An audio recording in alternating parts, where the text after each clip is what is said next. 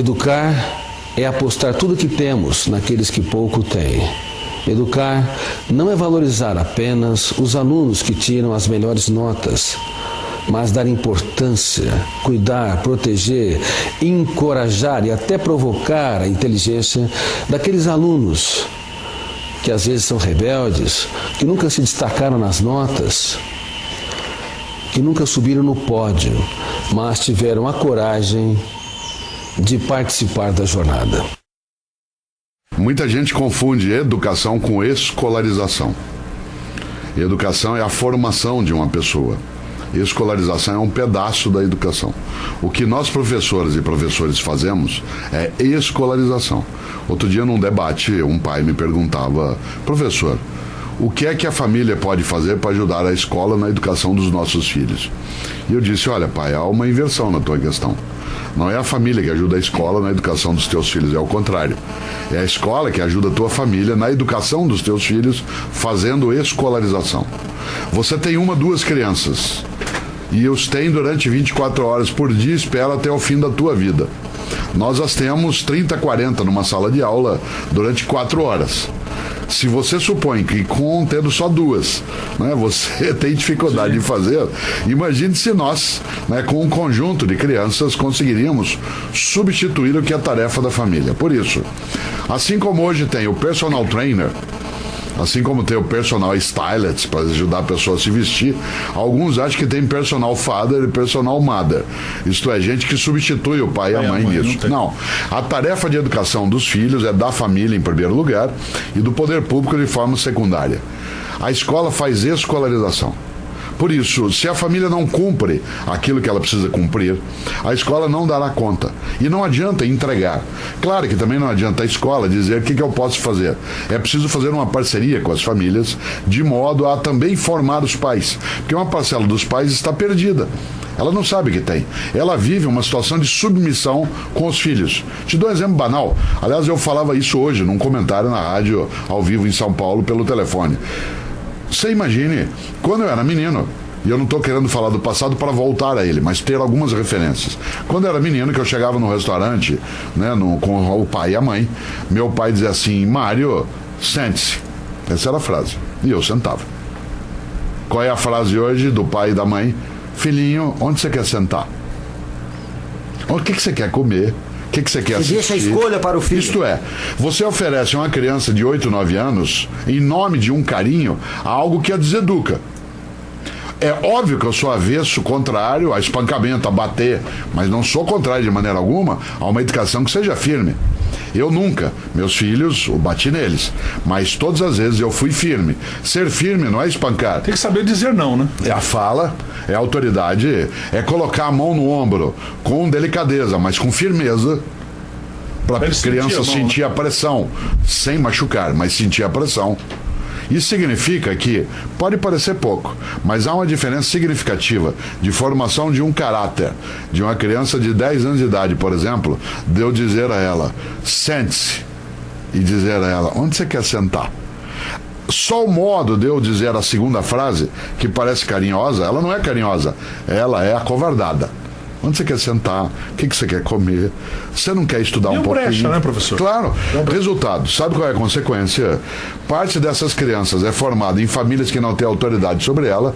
A criança dorme na hora que ela quer, come o que ela deseja, ela sai ou vê o programa que ela quiser, ou rádio, seja o que for.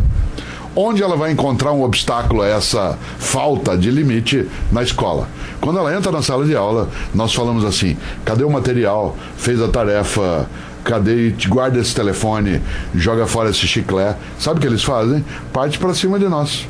Nós nunca tivemos tantos casos de violência de aluno contra professor quanto que nós estamos tendo atualmente. Por quê? Porque nós somos o primeiro adulto no dia a dia de algumas crianças que decide exercer sobre ela a autoridade. A autoridade não é autoritarismo. A autoridade é a responsabilidade com mando. Essa autoridade tem que ser exercida. Novos caminhos na educação no lar e na educação na escola. E a pedagogia do cuidado é a consciência de que é preciso aprender a cuidar, que isso não é inato. e que, portanto, algumas regras simples, mas aplicadas com coerência, educa com segurança. O que são essas regras simples, professor? Talvez a maneira equilibrada de elogiar quando necessário, de criar autoestima pelo prêmio, a conquista, a luta, a garra e saber dizer não. Não é? Porque dizer sim é muito fácil e todo sim que se diz a uma criança se ganha o beijo de presente. E o não muitas vezes causa o choro e a decepção. Mas a frustração é necessária? É necessária. Não a frustração no sentido de um sonho, mas da infringência de uma regra. Porque toda criança sabe que o vôlei, que o futebol, que o basquete, que o trânsito é normatizado por regras. E que regras, quando não são cumpridas, existem sanções. E muitas vezes os pais, as mães, os avós se sentem intimidados de dizer não e de impor sanções. Impor com ternura, mas com muita firmeza. É essencial.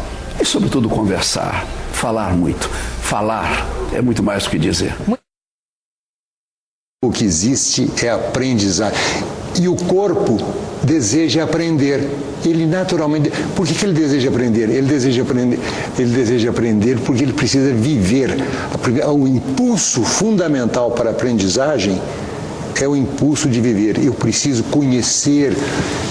Eu estou com uma ideia na cabeça, sabe? Já há bastante tempo eu imaginei um currículo novo para as crianças. O currículo, uma vez perguntaram para o navegador brasileiro, como é que é o nome dele? O navegador que eu sei, esse que está sempre aí. Esqueci Meu o nome. amigo, eu esqueci o nome. Esqueci o que é amizade, hein? Mas você veja, perguntaram a ele qual era a escola ideal. Ele disse, é uma escola que eu encontrei entre a Inglaterra e a Islândia, numa ilha chamada Faroe, que era ponto dos vikings. Lá as crianças aprendem todas as coisas que precisam ser aprendidas construindo uma casa viking. Você sabe, as pessoas aprendem eletricidade, vão para a universidade e se acontece algum problema na sua instalação elétrica em casa, elas não sabem o que fazer, mas elas sabem lá se foi voltagem, wattagem, mas não sabem. Então eu pensei construir um currículo que tivesse a casa como seu laboratório, a casa como seu laboratório. Porque aí o que acontece? A casa é o ambiente da criança.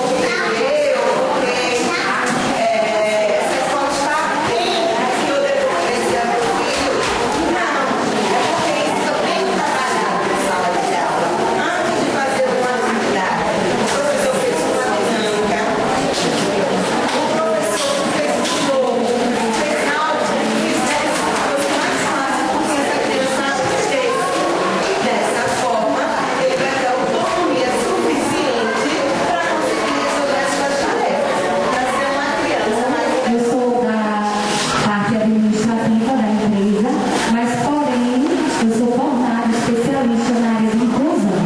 Tenho 3 pós-graduações na área de inclusão e desde o início do CERN, no início mesmo, no hotelzinho, né, Ju? Nós já trabalhávamos com a inclusão. Com o Carol, que foi uma criança que chegou aqui com 4 anos e saiu com 17 anos. E a mãe não queria tirar a Carol daqui de jeito nenhum. Então, assim, a gente, desde o início, a gente vem trabalhando